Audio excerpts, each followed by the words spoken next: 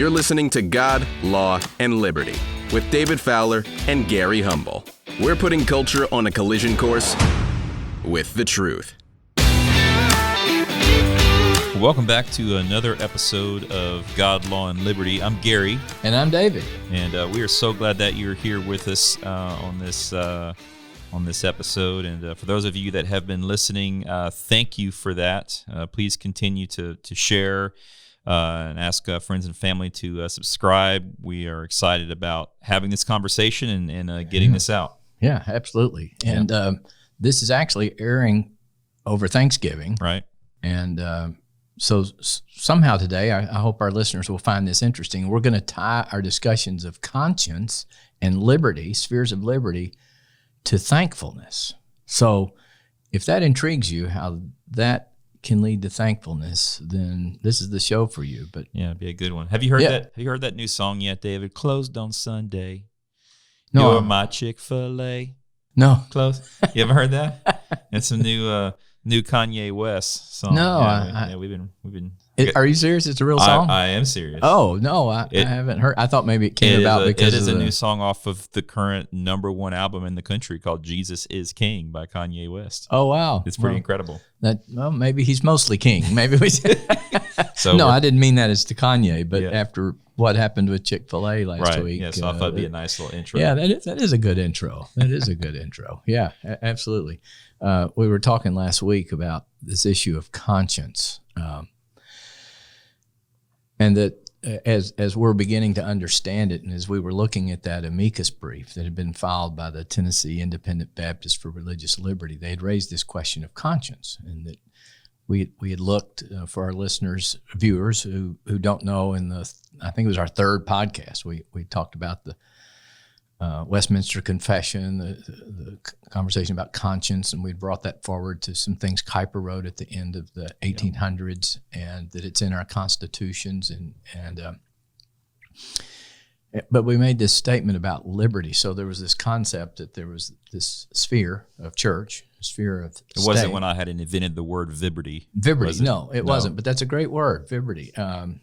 But we had church and state that each had a sovereignty from God, but it was a limited sovereignty to a certain jurisdictional sphere, and in between those two spheres was this sphere of liberty for man, where he lived under his conscience before the face of God. We use that phrase, coram Deo. Coram Deo. Yeah, right.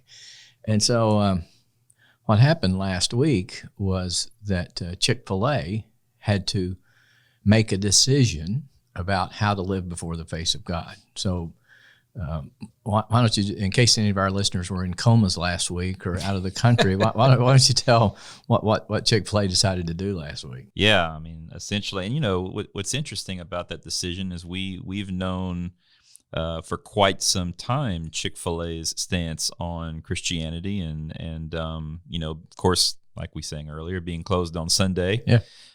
We all weep tears when we get out of church and we want some lunch and realize it's Sunday. Chick-fil-A's closed.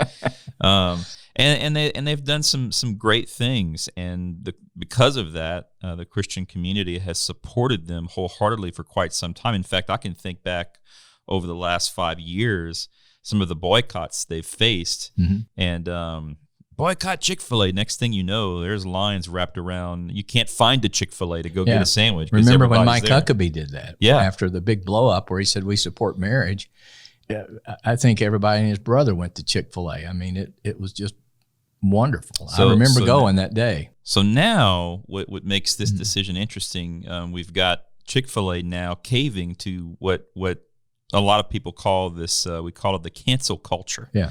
You don't think like I do, so we're going to obliterate you. We're going to destroy you. Right. And of course, which LGBT activism is known for. It's what they do. They will shame you, destroy you into submission. Right. And it's pretty incredible to watch Chick-fil-A take a bow. So I know they've released a couple statements.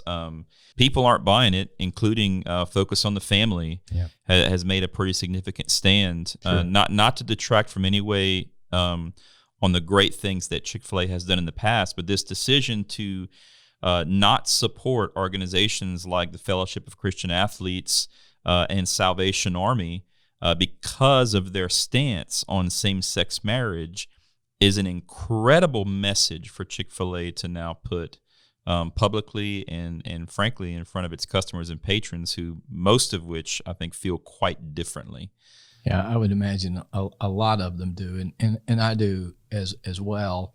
And we're not here to cast stones on Chick-fil-A, but I think it is important that we talk a little bit about this, not just from a political standpoint, but today also from the God standpoint. Yeah. So the law and the God standpoint. And from the law standpoint, one of the things I said last week, I kind of garbled it, but if we really say we like liberty, and of course, who champions more, you might say, liberty than the liberals? I'm free to do this, I'm free to that. Don't tread on me kind of concept. Don't tell me who I can marry or how I can dress, or don't tell me I'm a man. Yeah, don't tell me I'm a man. If I won't show up at work as a girl, then you have to just live with it and all that. And we're trying to pass laws. I'm him, by the way, just so you know. Him? Okay, yeah. I'll call you him. But what I had said is that because you might use your liberty badly, I want to go pass a law that keeps you from doing something or makes you do something. We've seen that with the Chick-fil-A situation, not Chick-fil-A, but the cake baker, Jack Phillips, and the florist and those kinds of things. So we're going to make you make a cake or cater this wedding or whatever it would be. And but once that principle gets into our consciousness, then the next guy says, well, I'm going to make you do something now. Because that's the principle, right? We use the government to conform people, to make people do the right thing. And, of course, what happened with Chick-fil-A was, you might say, if you're Chick-fil-A, people use their liberty badly. They said, well, if you don't do certain things, we'll just shut your store down in London. You won't be open a week. Which I wonder if that was what kind of precipitated this move. Maybe so. They've been shut out now, I think, of maybe 3 different airports. Right. But that's an important thing, too. San Antonio, what's up with you, Texas? Come on now. Well, they're probably like a lot of cities. They're very liberal, and the outlying areas aren't. But one important distinction we need to draw here is that when the government engages in saying, well, you don't do the right thing, so we will not grant you a license. That is exactly what the First Amendment was for. The government shall not make you do things as a condition of participating in your culture, in your society. In commerce. Yeah, and particularly in the area of commerce. Now, if we need to have money for taxes for roads and things like that, there is a jurisdiction that government has, but it was not over those areas. I think the way you read Kuyper the other day, he said those areas which have their sense of own natural development, that commerce and marriage and family. We read those sections. Yeah, things that just happen. Because because they're human beings. So we engage in commerce, we marry, we have children, and so the government tries to prevent disorder, theft, for example, stealing, false weights and measures, those kinds of things. But with the cake baker, there was no government intervention there, except the government intervened, arguably, to say you must make the cake. So what we're finding here is that the government is entrenching into this area where if you don't do something, we won't let you. And if you don't want to do something, we will make you. Well, where's liberty when the government can both prohibit what you do and make you do? Yeah. If you're not going to do this, then we won't let you. And so but they've been doing that for quite some time, right? With these anti-discrimination laws that we have, and even things like affirmative action. I mean, quite frankly, there's been lots of rulings over the last few years and regulations, set forth by the government says if you want to do this, you must do this. That's right. And we put conditions on things. So one of the bills, for instance, we're looking at in the legislature for next January, just now occurred to me, is this what we call the Business Protection Act, that says the government can't sit here and say when two people are bidding for a government contract to pave the street, well, do you provide abortion coverage in your health insurance policy? Oh, you don't? Well, that's a black mark on your bid rating. Do you have special protections for sexual orientation and gender identity? You don't? Oh, that's another bad mark. So you see what the government's doing there. Now, they're not making you do it, but they're penalizing you because you don't conform to what the government requires. You'll lose that bid because of the fact. Yeah. So a lot of people love those laws, because I'm going to qualify and now you can't. You're going to get a lower score and you're actually better at me at paving roads, but because I provide certain benefits the government likes and so on and so forth. So as you can see, as government gets bigger too, you see the tendency of government to say we're going to control things. But in the Chick-fil-A situation, Chick-fil-A was a perfect example, though, of how this sphere of liberty conscience works. Nobody made them close on Sundays or makes them open on Sundays. Nobody makes them give to the Salvation Army or tells them you can't give to the Salvation Army. Right. People came together and said, businesses that give to the Salvation Army, we won't tolerate. And it may only be 1,000 people in the whole community, but if they all show up at your door every day and no customer wants to come through the throng, eventually you shut down because of those 1,000 people. That's why it's a cancel culture. But the question I guess that I would ask would be, would we rather live in that kind of liberty or under the tyranny of government telling us there is no sphere of conscience? We will be the arbiter of what is appropriate for your conscience. I think America's going to have to start answering that question. Yeah, unfortunately, a lot. Or I think the last I saw, scary statistic, but I guess 1 in 3 millennials has a favorable view of communism. Yeah, socialism and all that. Yeah, so that is an area where they say we'll just control and own everything, and everything will be equal, but it won't be equal. But I think there's something that I want to get into that deals with this issue of Thanksgiving, and it's really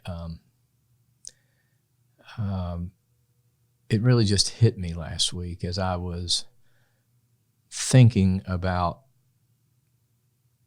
why I exist. I mean, people probably listening thinking, oh gosh, you're one of those guys that sits around and drinks God, Law, and Liberty coffee and ponders his navel, but really, why do we exist? What are we here for?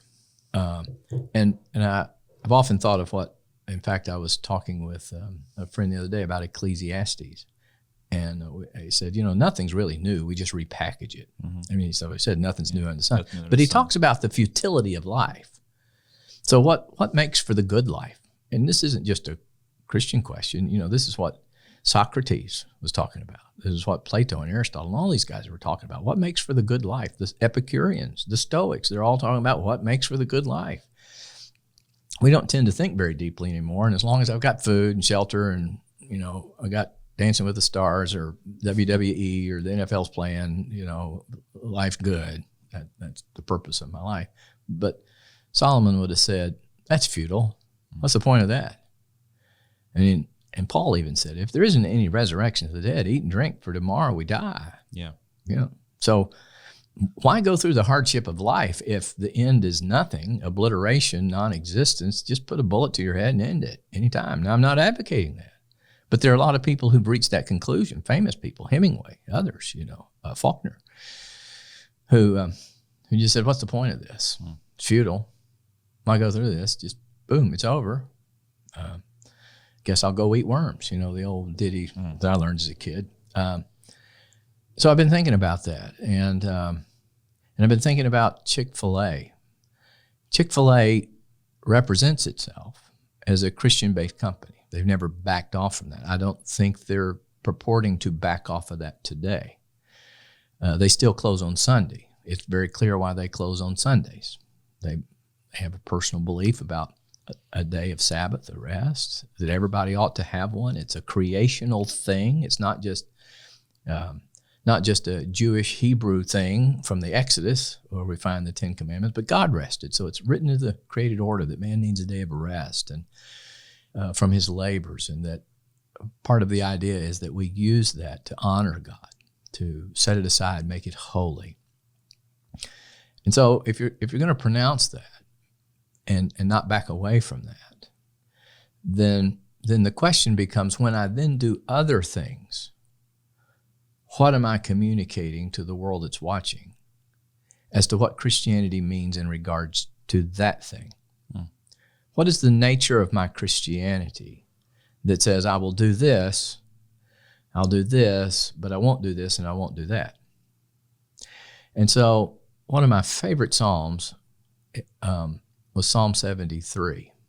And I've read it many times because I've had some reversals in my life. Things didn't go how I wanted it to, and it was kind of like, well, some people have heard my testimony. I was in a relatively big law firm in Cincinnati making good money, and at one point was told, there's just a concern here before we get to this partnership decision. Your religion and your family might interfere with your commitment to the firm and the practice of law, and you need to decide your priorities and address those concerns. We all like you, but we need to make sure where our priorities are. We will make sure when we make somebody our partner where their priorities were. And I left.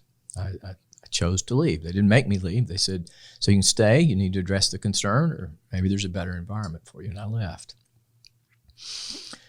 And actually, even this morning, I don't want to ramble too much, but as I was praying about the show and praying about the Chick-fil-A situation and what my response would be, the Lord really kind of convicted me about my own attitude towards leaving. Now, let me just tell this little quick story.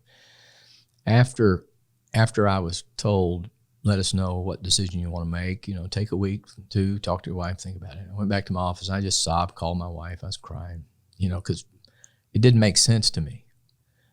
They had recognized my priorities. I thought that's what your priorities were supposed to be. Your religion, God, family, then work, right? And here I am being told that's not good enough. That's not the right order. Yeah.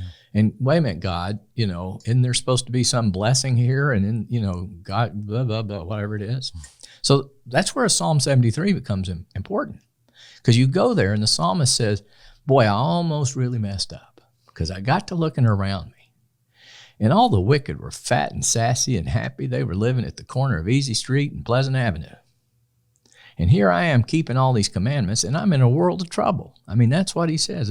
I love what I love about the Psalms. They're real world stuff.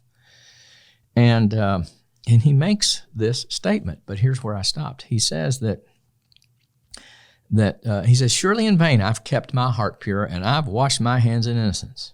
For I've been stricken all day long and chastised every morning. I could just picture, that's me. Hey, I was doing the right thing. They knew I was doing the right thing. And here I am being told I got to leave, and I don't know where I'm going to go. And I got a 2-year-old child at home, and how am I going to provide for that child? And it was just. I want my partnership. Yeah, I like this easy street here. Good money, so on and so forth. And I remember about a week later at church, we had just studied Daniel, Shadrach, Meshach, and Abednego. And how those men he'd said, if you don't bow down, we're going to throw you in the furnace. They said, well, if it be so, our God will save us. But if he doesn't, we're just not going to bow down. Sorry, throw us in. Well, they survived. Okay. And I remember thinking at the time, they knew who their God was.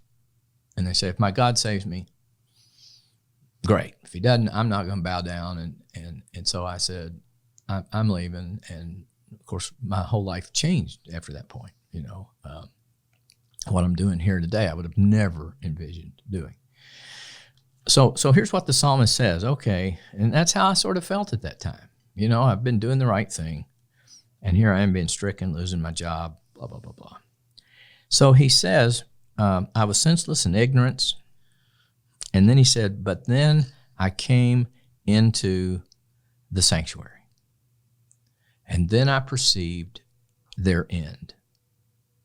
Surely you have set them in slippery places and cast them down to destruction. How they are destroyed in a moment. They are utterly swept away by sudden terrors. Like a dream when one awakes, O Lord, when aroused, you will despise their form. So when God gets aroused, when he says, I've had enough of this, whoa, you'll be broken suddenly.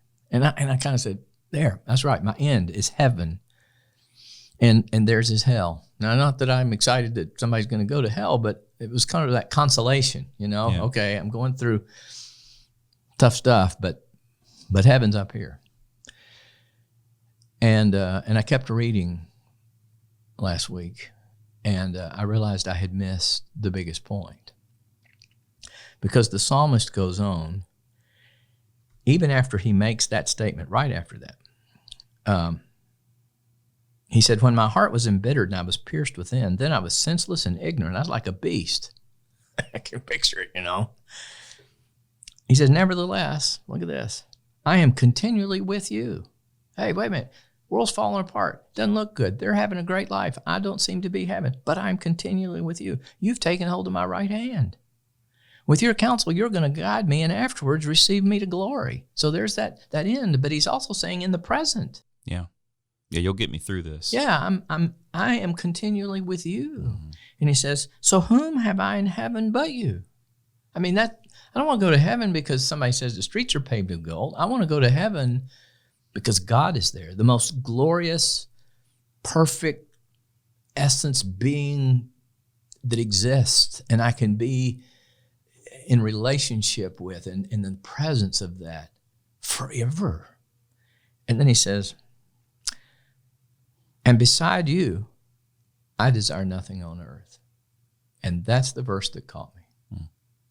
I thought, do I live such that people would say, you know what? It doesn't matter what's going on around in David's life, because the thing he most desires, he has now and he will have forever.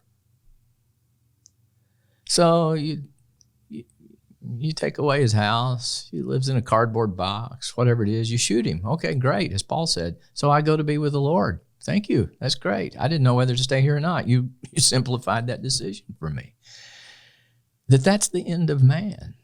And then as I thought about Thanksgiving, I thought about what Paul said in Romans chapter 1. He said, even though, I think it's in verse 18, even though they knew God, they did not glorify and honor him as God or give thanks. And that's what stuck with me, is that we were made to know and be in relationship with God.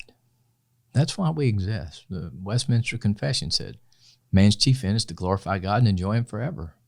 Wow. All these other things, he says, but they refused, they turned away, Paul said, and they became darkened in their thinking, and they became futile.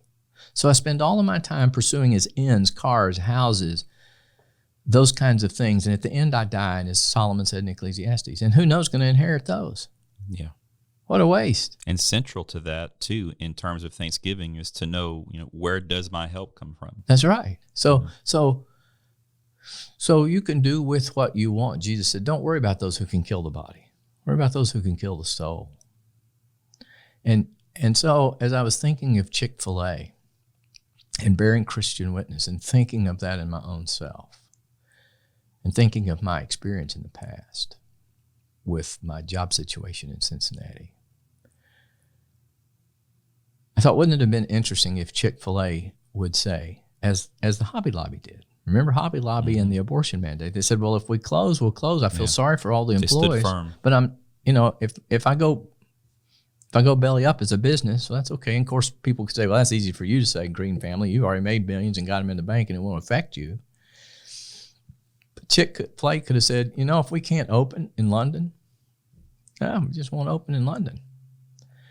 If I'm really worried about money, I might as well open on Sunday anymore too, right? So why, if it's about pursuing money, we'll open up on Sunday. Right. Why stay closed? Why stay closed on Sunday? Yeah.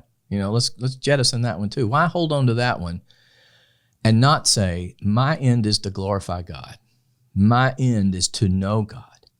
And perhaps in seeing that it cost me something, that I can't just grow this business bigger and bigger and make more and more money, then I will come to know the fellowship of Christ's sufferings.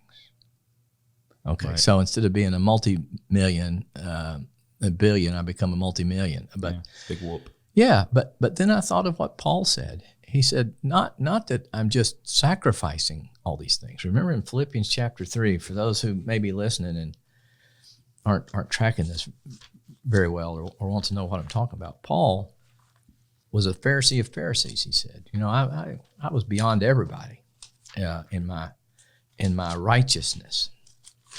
And then he said, and those things became lost for me. I don't have my home Bible here. And he said, those things became lost for me. But he says, but more than that. So it's not just I was willing to not open on Sunday. And this is what caught me this morning. I was not just willing to say, well, I'm not going to work the kind of hours you want and do what you want. I'm going to go somewhere else. Look what a great guy I am. What he said is, but more than that, I count those things to be loss in view of the surpassing value of knowing Christ Jesus my Lord. So he's saying it's not just I'm going to grit my teeth and I'm not going to do this and I'm not going to bow down and I'm not going to open on Sunday. It's kind of like if I have to give up every store I own in order to know Jesus Christ, that's a surpassing value than any amount of money anybody can give me. Yeah. So shut them all down. If by doing that, I come to know him, the power of his resurrection and the fellowship of his suffering. And I don't know, I'm no prophet, I'm just, God that reads the book. But I wonder if God is bringing the church to a place where they say, I want to demonstrate my glory, and my glory is so great that you will be known as that strange group of people, once again, who would say, whatever it is I must lose to gain this doesn't compare. It's the pearl of great price. And I think we've lost that. Yeah, there's no doubt we've lost that. We've lost that. That's been lost in the church, I feel like, for a long time. It's been lost on me. Because what I looked back at is I thought, I think I took some measure of pride in leaving my firm in Cincinnati. Almost like you could say I take some measure of pride that I don't open on Sunday.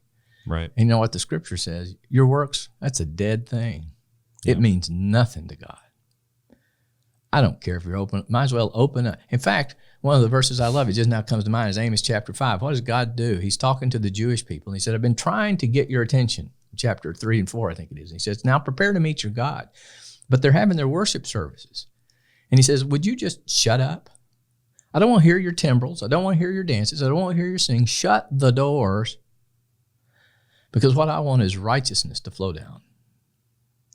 And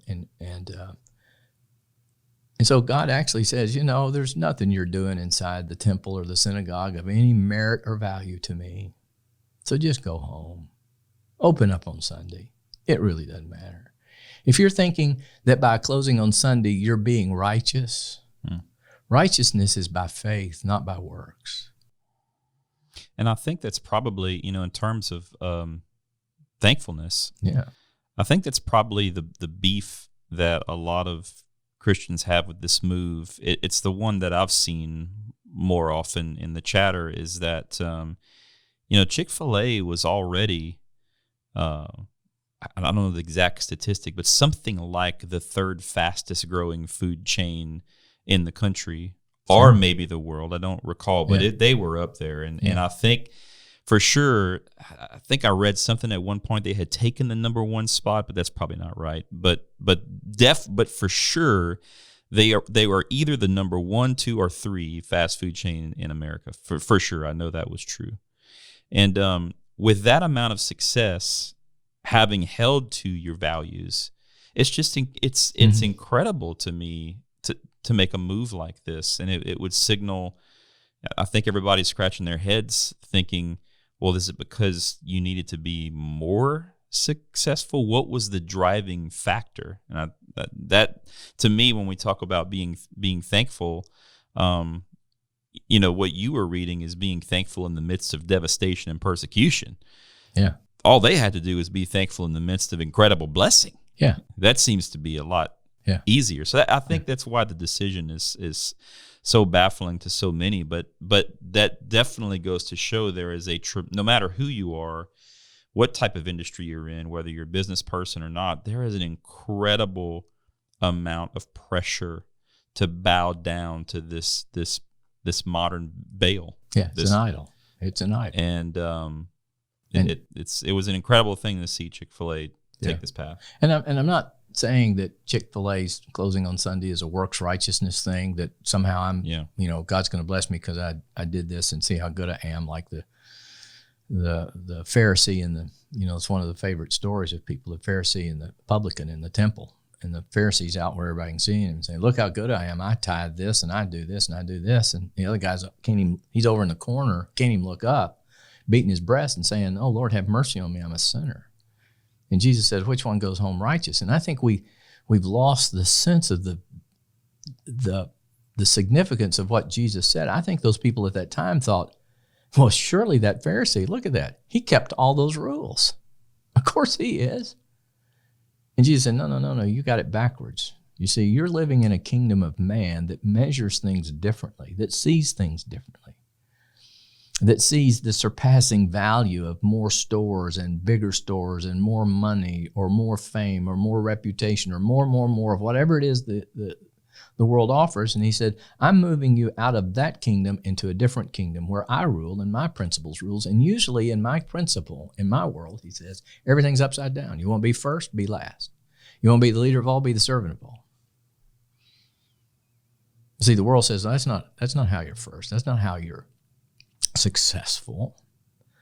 So, I almost got to the point, if the world is all saying one thing, then I maybe need to re-examine it a little bit. But I would sit here and say to Chick-fil-A, why are you still closed on Sunday? Yeah, if you compromised one value, why not just do away with them all? Yeah, and I get that I can say, well, look, I'm not bound by the law. I'm free from the law. We got a lot of those people. We call them antinomians in our theological services. I do whatever I want because God loves me and I'm free to do whatever I want. Well, if that's the case, then open up on Sunday too. Why are you following that one law? It doesn't make any sense. So that would be really horrible for Kanye's new song. Yeah, I'm just saying. But my guess is, from what I'm hearing from Kanye, he'd say if it tanks, well, it tanks over the Chick-fil-A song. But I say that to say in this, with Thanksgiving, we see this situation of liberty of conscience. We see what happens when the government allows us to be at liberty in a certain sphere. People will use their liberty badly. Yeah, they'll pervert their values, let's say, and do something to somebody that they really don't deserve, that maybe is not just. And I know same-sex people, homosexuals and others would say, well, our values are perverted, but the point's still the same.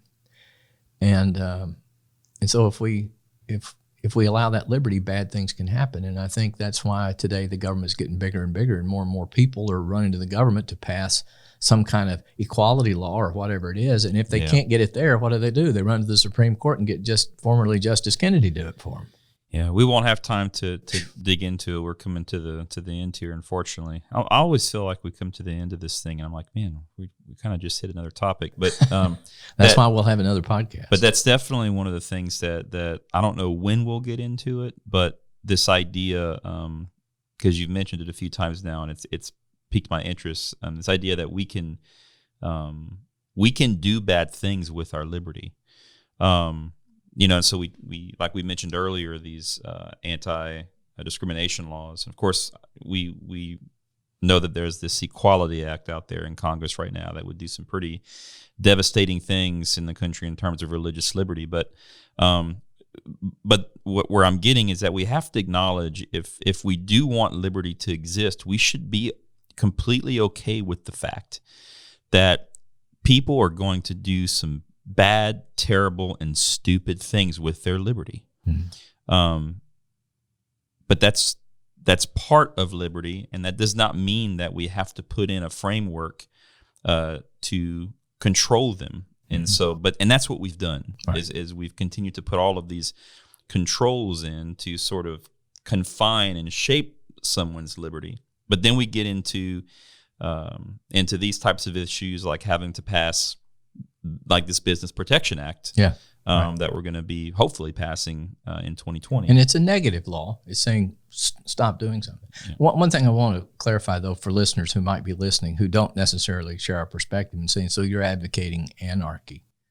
No. And the answer is government does have a jurisdiction. What's fascinating, and we need to talk about this, is I keep getting asked this question, how are you harmed? How are you harmed? And so, in terms of what? When I'm forced to make a cake, or you're not forced to make a cake, or what's the nature of harm? So government has a jurisdiction to bear a sword. The sword would be born for really wrong acts. I mean, you don't bear the sword in vain for nothing. So the question then becomes, what are the kinds of wrongs that government should stop? What's bad enough for the government right. to step in? So I can't say I'm at liberty, so I'm going to go kill you. I'm going to club you over the head or whatever it is, or slap your face. But we need to talk about that. But I think it's time for this country to stop and really think, what are we here for? What is our obligation before God? And what do we most care about? And all I'm saying here is, for at least the Christian, we need to remember that what God says is, I made you in my image. I want to know you, be in relationship with you, for you to experience the glory of God, to be able to bear experiencing the glory of God. And what more could we want? And yet we were not thankful. We turned away to futile things, and we pursued futile things. And we wind up often, I think, like Solomon in Ecclesiastes, all is vanity. What was the point? And the nice thing is, if God is my end, if God is my goal, if the thing I surpassingly value is my relationship with God, who I see in the face of Christ, then all those things the world counts as valuable lose their importance. They grow strangely dim, as the hymn said. And that's sort of our Thanksgiving meditation. Medication.